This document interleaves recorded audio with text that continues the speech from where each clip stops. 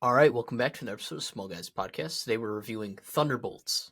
After finding themselves ensnared in a death trap, an unconventional team of antiheroes must go on a dangerous mission that will force them to confront their darkest corners of their pasts. This movie has an 88% critic score and a 94% audience score.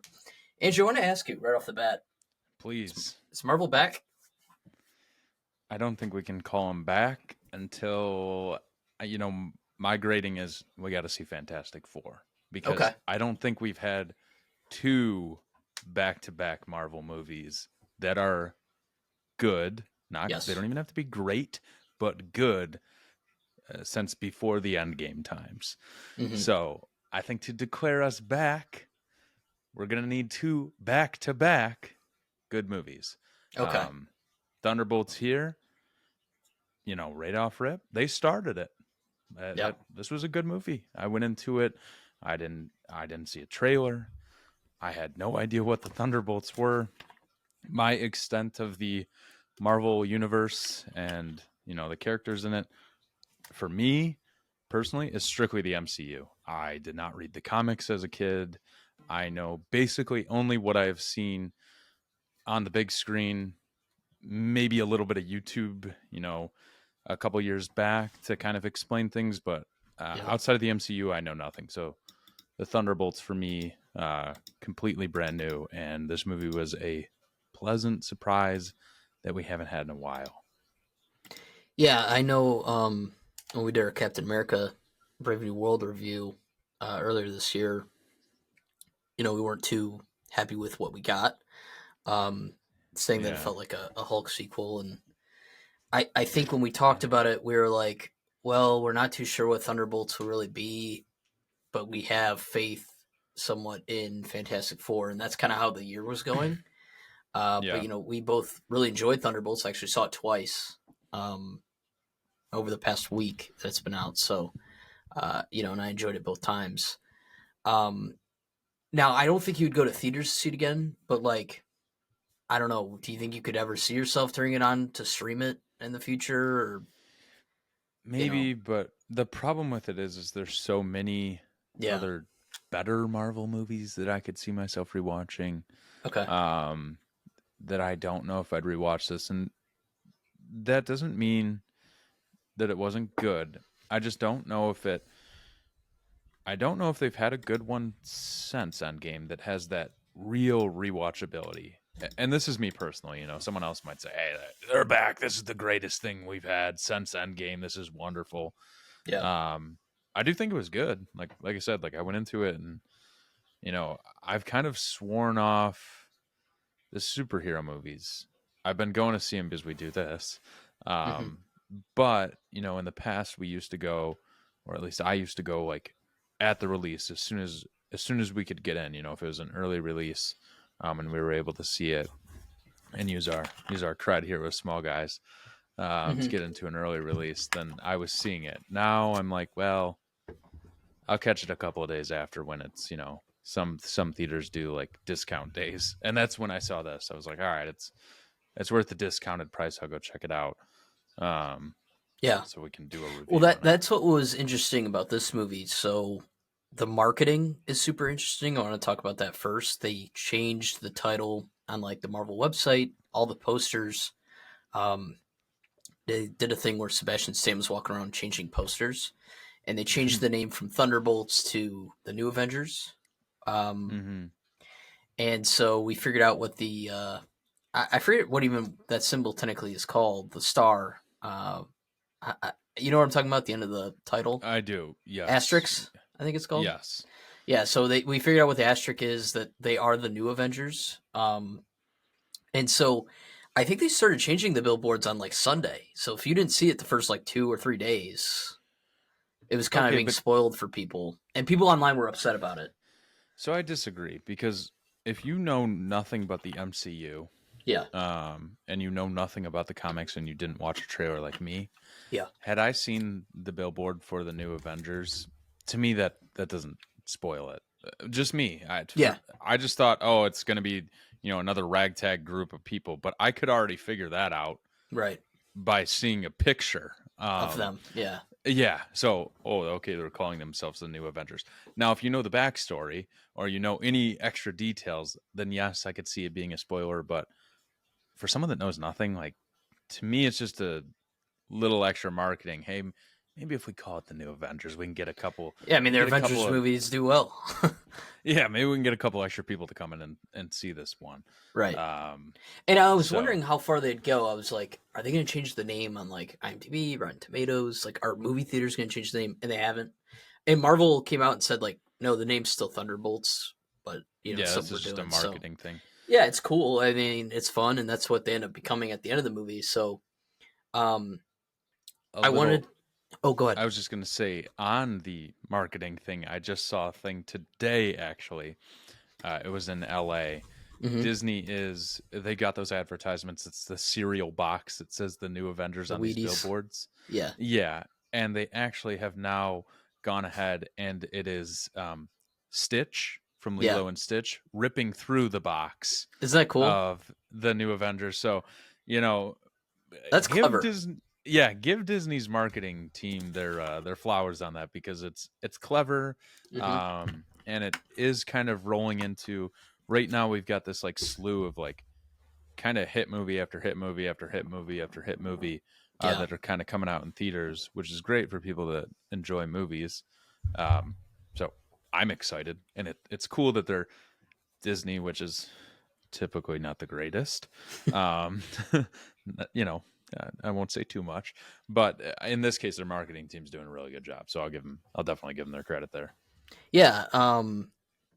I don't know if you know this, but Lewis Pullman, who plays Bob, who's Sentry and Void as well, um, it was originally supposed to be Stephen Yeun playing that character from Hmm. Invincible. He was Did Walking not know Dead, that.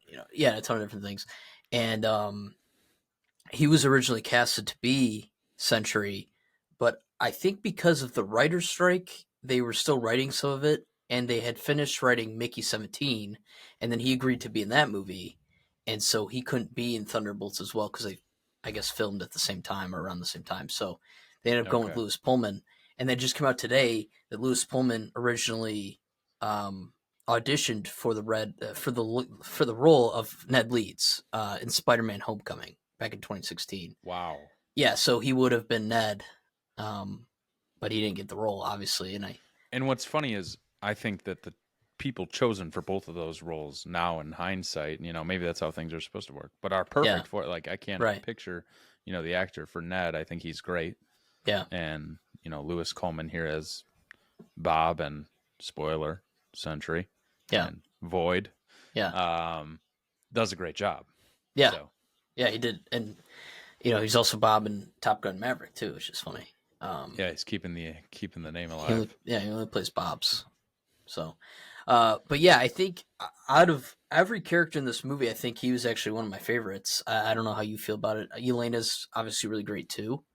Hmm. Um, I saw a bunch of people like ranking their favorite Thunderbolts online, but I Oh think, wow. yeah, I think Bob and Elena are some of my favorites. Um, but yeah, what I liked a lot about this movie and why I went to go see it again is just because it feels somewhat different than some of the other Marvel movies we've gotten, especially recently.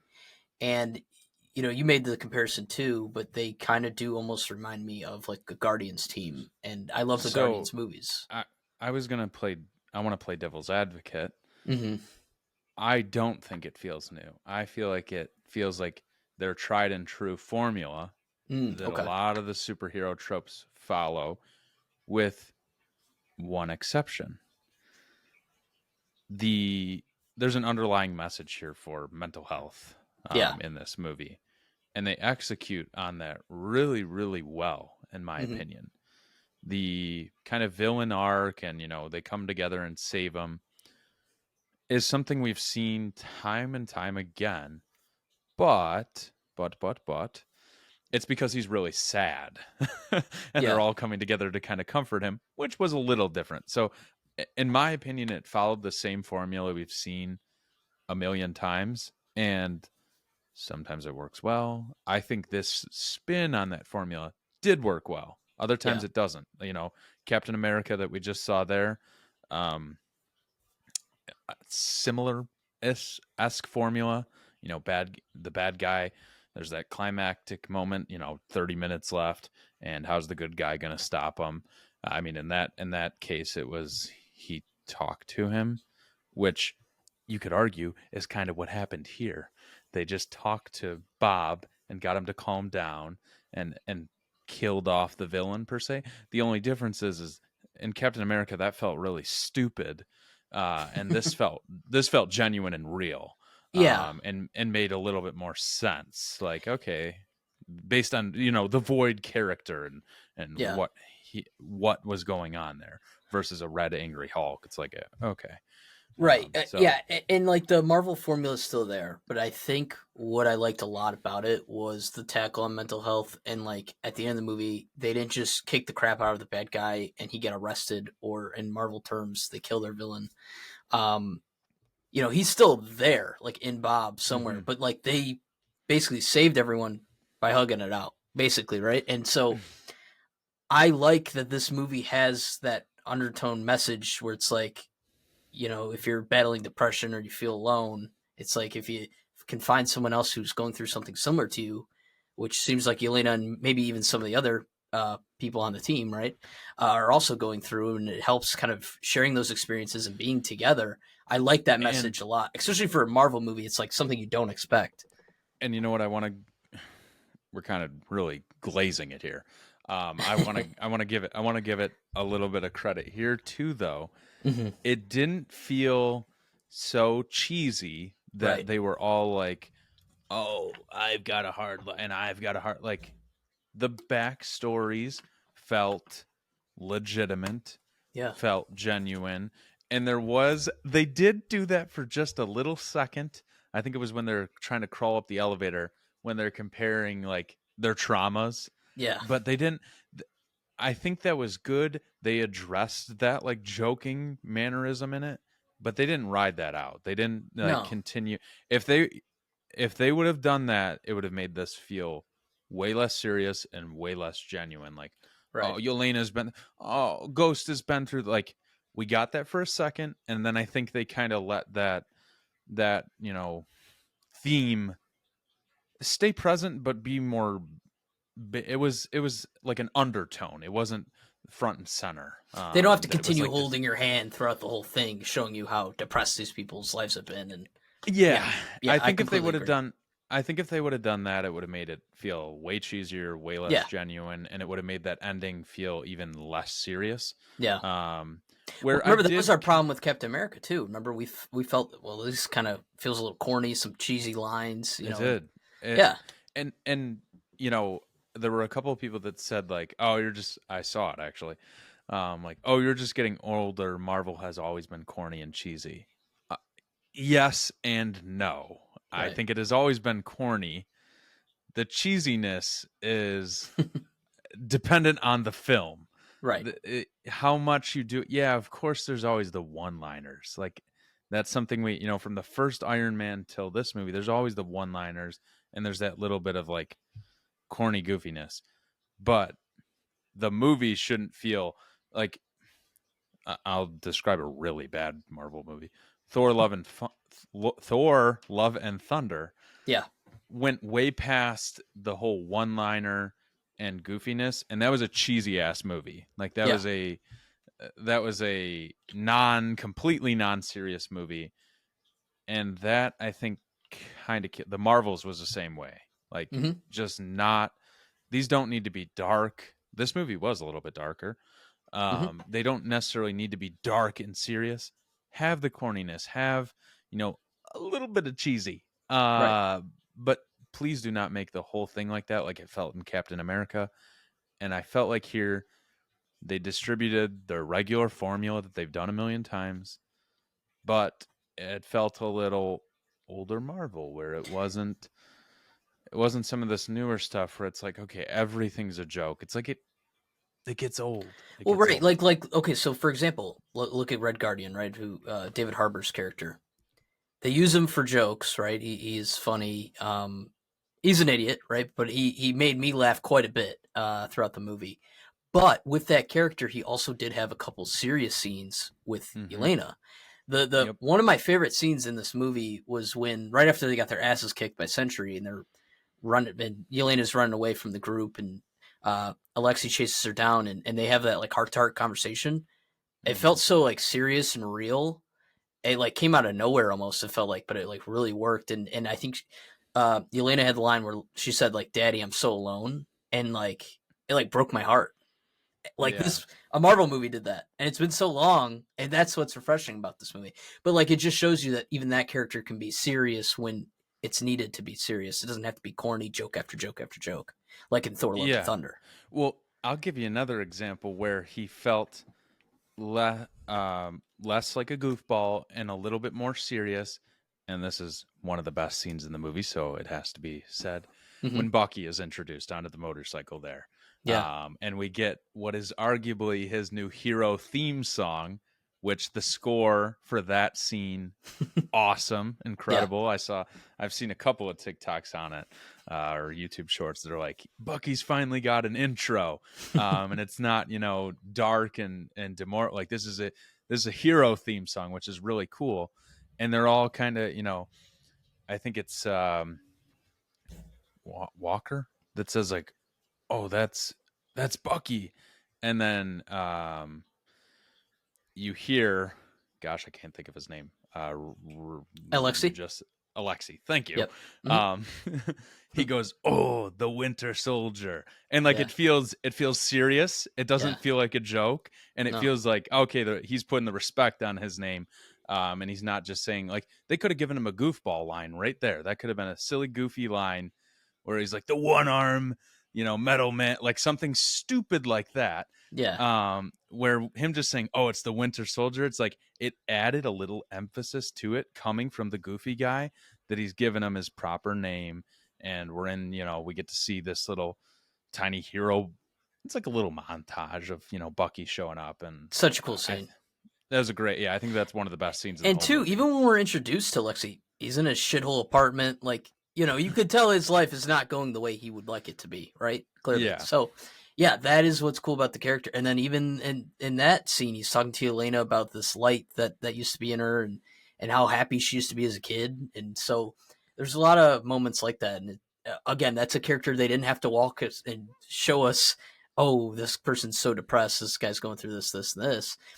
I saw a lot of people online saying, I wish that when every Thunderbolt member went into the void that we would have seen what their rooms would have looked like. Yeah, that's interesting, but I feel like that would have taken away from what was going on with Yelena and Bob, and it would have made the movie feel a little bit more bloated. Again, we know that all these characters have these traumas that were mentioned earlier in the movie. We don't really have to see it. And so I'm glad they Right. didn't do that. No, I agree. I think that would have been a A little little much, much. maybe. Yeah. Yeah. Yeah. So I'm happy they kept that out. Um, What did you think of the whole Valentina thing? Do you think she was kind of a good villain in this movie? How did she play for you? I guess. Um, I think her personality and her character, I don't want to say was to the degree that it was predictable because I couldn't Hmm. predict every next move that she was going to make, but I could kind of anticipate some of her moves. Like I was never shocked. I was never, blown away by her motives. Yeah. You can tell she's not a good person. Um, so I think she was an okay villain. Yeah. As soon as Sentry kind of realizes, like, wait a minute, why am I listening to you? It became very clear that she was going to be a little less important. And then the scene there at the end where, the Thunderbolts, the new Avengers. Well, actually, this is prior to them being called that. So just the Thunderbolts are about to arrest her. I could tell something was going on there But you didn't by know the what. back. Yeah, well, by the background, I'm like, what is on the other side of that? Like, I think it was supposed to genuinely look unnatural. Yeah. Um, and then we see the press conference, and I was like, that was a slick move. That was a good Yeah, move. and they were setting that up throughout the movie that she was bringing press there too. It's not like they just came out of nowhere. and it would make Yeah. sense that they were just voided and then came back, and they're like, "Whoa, what the hell was that? We definitely have to figure out what this is." And so the Yeah. press conference made complete sense to me, and I think that was kind of a clever way for that character to get out of being arrested or hurt by that group. Yeah. But yeah, I thought that was really clever. And I was sitting next to you at the movies, and you were like, "Whoa, yeah, that's crazy." Yeah. Because No. yeah, It was a good move, and you could just feel something was about to happen on the like literal other side of that curtain or whatever is going on there. yeah, I just didn't know what it was. I was like, she's not about to just go away in handcuffs. I know that's not how this ends. no. And it was funny It's that at the beginning of the movie she was facing being impeached, and then yeah. she's at her hearing, and she's like, "Yeah, go ahead, and investigate me." And then the next scene, it's like, "Okay, torch everything we have, Yeah, we need get rid of everything." well, that's probably unfortunately Yeah, most politicians or people in those roles where they're they'll bullshit right to your face, and there's definitely something going on behind the scenes there. So I yeah, think she played the role like I said. I don't think it was predictable to the point where I could see it, because there are some movies where you're like, I know, I know I've seen enough films that I know what the villain's gonna do. In this, I didn't necessarily know I didn't know her next move, but when something was done, I also hmm wasn't caught off guard, is the yeah. best way to describe it. Not predictable, but not surprising either. Another thing that became a favorite of mine, the first time around, I was like, "Oh, you know what? We're spending a lot of time in the vault." Mm-hmm. In that first act, a lot more time in the vault than I thought we would. And then the second time, I enjoyed it a lot more. I like the vault scene a lot, where they first meet, where they're fighting each other. I think the action in this movie works a lot better than the most recent movie we got, Captain America. I think the Yeah. action was a lot better in this movie, compared to that. But did you like the whole vault scene, the way they meet? Like, I feel like it all makes sense.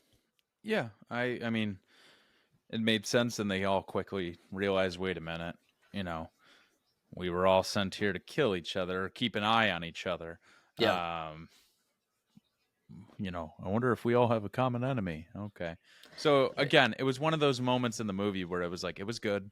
Yeah. It, Taskmaster dies. yeah, I was caught off guard by that.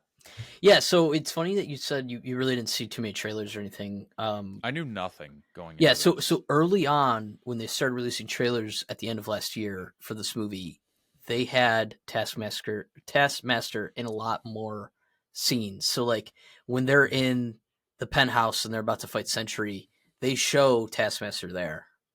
Oh Uh wow, so yeah, these were straight up manipulating trailers. right. But then we started getting trailers around like Super Bowl time, a couple months Mm-hmm. before the movie came out, and we saw those exact same scenes without her there. And people were like, Oh, "Oh, so we know who's gonna die."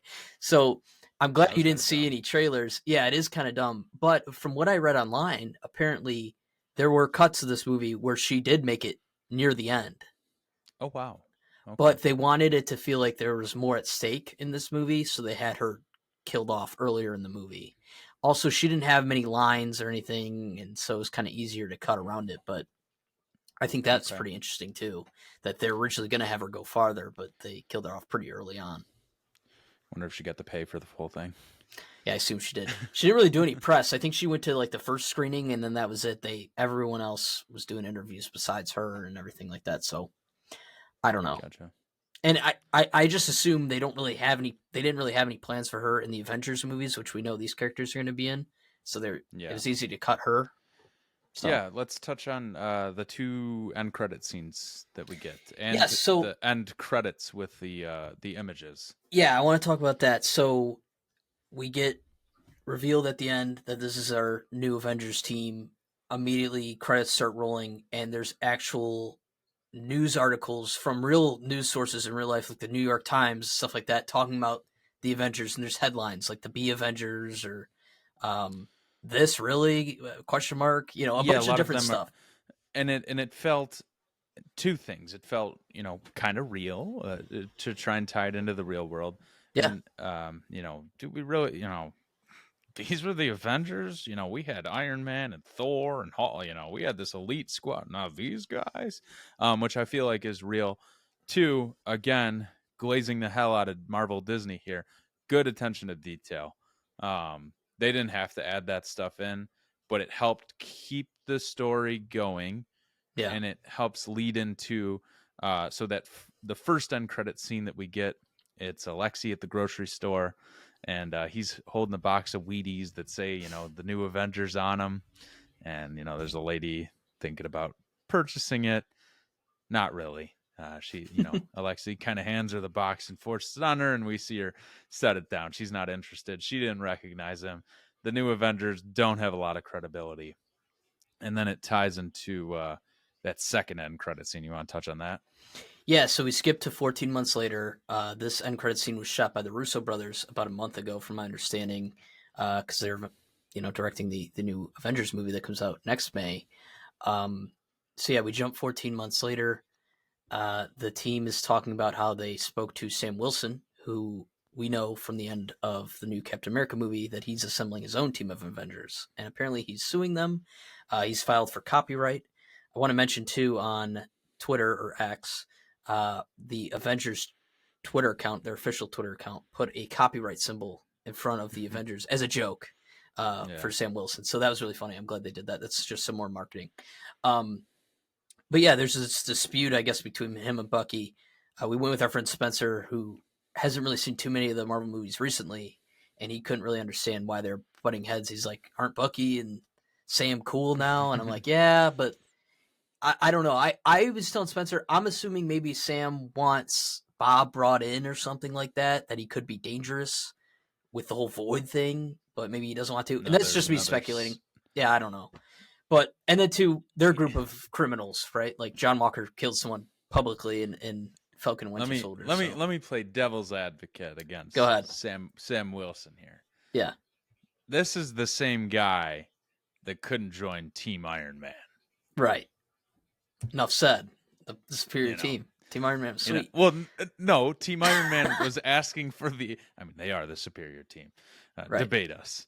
Yeah. Black Panther, Spider-Man, stack team. Yeah, Vision. Come on. Yeah, kill someone in the if Team Captain have Scarlet Witch on their team, they're screwed. They're toast. Enough said. And that's not Scarlet Witch at that point. That's just girl with a couple of magic powers. Yeah. Sam Wilson was anti Sokovia Accords, which was arguably the law. So yeah, we don't know what they're. Well, and I think, like, from Bucky's point of view, if you think about it, he was the Winter Soldier. He did a lot of things against his will that he couldn't control, and I think he sees that in Bob with Void. Yeah, and so like probably. He knows, hey, Steve didn't want to bring me in. What gives me the right to bring this guy in? He's innocent. Like, he shouldn't live behind bars or be tested in a lab. I don't know. That's my assumption again. I don't know for sure. But again, they are a group of anti-heroes, right? So it makes sense maybe as to why Sam doesn't want to team up with them. I don't know. But I think in the Avengers movie, they'll end up all teaming up anyways. I don't think it really matters. I saw a comment on the movie real quick that it said, Bucky is a congressman that doesn't, why is a super soldier, a congressman? And I saw a thing that was like, well, it's because of his age, because he's actually like 110, so he's perfect for the role of a congressman. Right. Yeah, he fits he fits right in with the reality of, unfortunately, our government today, where everyone seems to be, in the age of in the age of retirement. So Bucky fits right in as a 90 to 100-year-old. He's got plenty of experience. Right. Yeah, so the team's talking about the copyright. Alexa comes in with the Avengers with the Z, which is really funny. And then they set up the Fantastic Four coming in. Now, that could be, there's speculations, it's Doom in the ship. Maybe it's not the Fantastic Four. I think it is. It was kind of spoiled a little bit before we get to the end credit scene. In the credits, when it's talking about the music, there is Fantastic Four theme song, like right there. So if you're like paying attention, you'll see that and you'll be like, when was the Fantastic Four theme song played? And then you understand why. So I saw a lot of people talking about that. I didn't even notice it when I was watching the credits the first time around. I did see it the second time around. I think you guys were on your phones. So yeah, it was all good. So I don't know if at the end of the Fantastic Four movie, if we'll see them at the end of their movie landing on Earth. I'm thinking, they probably tie it right into that scene. Yeah. We'll Or definitely get something end credit wise to Avengers because after Fantastic Four, it's the Avengers movie, so it's like we're going right into that. So it's got to do some setup at the end. But I think this end credit I scene was almost 3 minutes long, which is oh, crazy. it was long. I got a question. Do you think if Thunderbolts would have been uh, equal to or worse than Captain America, this might have been the end or close to the damn end? I think so. Yeah, I I think this think was a pivotal movie. it They had was. to do good, I or think Fantastic Four is pretty important as well, though. Too. I think it is because it's got the name recognition. Even if you're not into the MCU and the 30 plus movies that they have, you've Yeah. probably heard of the Fantastic Four before. Right. Um, so yeah, I think the pressure's high for that one too. I think they have to. I think this one, if they would have messed this one up, it would have really hurt Fantastic Four. Yeah. And if they mess up Fantastic Four, yeah, I mean, we'll go see Avengers, but my my hopes won't be high, and I'm hoping that's not the case. I'd like to see Fantastic Four be as But good or better than this, yeah. and roll us into that next Well, phase because because look they've look done at a it lot of bad. look at it this way, right? So Fantastic Four is really good, like as good as this movie, right? We could be like, well, Fantastic Four was good, Thunderbolts was good, Daredevil was a good show, and then we had Deadpool and Wolverine last year, which was good. So really, it's like when you're looking at the last 4 out of 5 projects that they've done, really only one was a miss. So it's like you could make the argument they're back, right? And then we're going into an Avengers movie, so we'll know whether or not if they're officially back. Because Yeah, the yeah, problem is like, did they earn it? Did they earn this Avengers movie? People are saying no. And like I'm Infinity thinking War and Endgame felt earned, right? they did. I mean, it was a buildup of a ton of films where this Avengers, this whole phase, I just feel like I saw a thing no. too, Andrew, from 2011 to 2019, 8 year stretch. Captain America appeared at least in one movie every single year. And that just kind of puts the universe together in a way where it's like, oh, well, we just went 5 years without seeing Shang-Chi, or it's been 4 years since we've seen Doctor Strange. It's like the universe seems so spread out right now because of this whole multiverse thing that it's like hard to say Well, that they earned an Avengers movie. I saw a comment on that it's like, oh, another threat in New York City. This in this case, where was Spider-Man? Where was Daredevil? Hell, Right. where was Doctor Strange? I'm pretty sure he's based in NYC. Where Yeah. were all of all these other folks? And I guess the argument was, which totally agree with, that in real time, I guess void that whole scene that was about an hour or two. Right. So okay, they And might if you're be. outside, you're voided. Yeah, It pretty much maybe covered all New Spider-Man York. Spider-Man got voided. He got, Yeah. maybe he was in the area and he He got saw some voided, but shit probably. yeah, He oh, doesn't have a great past either. Yeah. tough, yeah. Yeah, I mean because like that was the whole argument in the Daredevil show too, because Kingpin's the mayor of New York and he has this Mhm. whole anti-vigilante squad like shooting people. So Mhm. it's like, why the hell is it Spider-Man showing up? This is a pretty big threat. So like that was a huge argument too. But like Sony can't give them the rights to Spider-Man in a TV show in the MCU. Yeah. I don't know. It's super confusing. But yeah, I think that end credit scene was really cool. Got me hype. I think it's one of the best end credit scenes we've had in a long time. A very long Felt time. serious. It felt like it was tying a cohesive story together, which, like you said, we haven't had in a long time. We haven't had a story that feels like it's got a start, end, resolution, and okay, into the next project. Where Right. the last couple of things that we've got, it's like start, end, and okay. I'm not saying that a movie should be judged on if it, you know, seamlessly moves itself into the next project. No. But with these Marvel films, we've come to kind of expect that. Right. I don't expect that from, we saw Sinners. I don't expect that to set itself up for the sequel. No. That's a But like a one-off. movie like Or Doctor Strange Multiverse of Madness, it basically was like, well, here's cameos. Take it. yeah, Like that's it. have yeah, Yeah. Cameo some time. random some random lady at the end that, again, me as an MCU viewer, I have no idea who that is still to this day. I haven't seen her in 4 years. I don't know. I don't have no idea. I'm sure if I read the comics, I might have an idea, but as a just a viewer of the movies, no damn clue who that is. That's Yeah, lady in a purple suit. yeah. And they So haven't decided to pick her back up. That was the last, and that was the first and last time I saw her. yeah, so I don't know. I'm excited, and two, we've seen the Russo brothers do this, where like they directed a end credit scene at the end of Ant-Man that led into Civil War, and it ended up being a scene in Civil War. So them, directing an end credit scene before their movie, I'm cool with that, and it makes sense, and so um, I liked it, and it got me really excited for Fantastic Four. I was already super excited for it, and I think it will be a good movie. Again, we after Captain America, I was like, well, I know Fantastic Four will be good. I don't know about Thunderbolts, Mm-hmm. and so I'm happy to say that I really enjoyed this movie. And two, I think what they're doing with the Sentry character is really cool as well, because think about Superman, right? He's super OP. Yeah. What would stop him? What could you write a movie about or write a comic book about Superman where there'd be anything at risk for him? He's Yeah. invulnerable. Mm-hmm. The thing with Superman is, well, he has kryptonite. He has loved ones like Lois Lane. There is dents in his armor where you could hurt him. Bob is scared to have Sentry out because of Void, right, and the Yeah. depression and everything like that. So I think that's a cool way to like nerf him in a way where he isn't the most OP character in the whole wide world. Although he still is, there is still the Yeah, threat of because Void. I mean, we see him body the Thunderbolts without Yeah, like it felt. You know what it reminded me of? It reminded me of like I'm giving a little bit too much credit here to Thunderbolts, but it reminded me of the start of Infinity War, where we see Hulk fighting Thanos, and we yeah, realize like, wow, Thanos is not even bothered.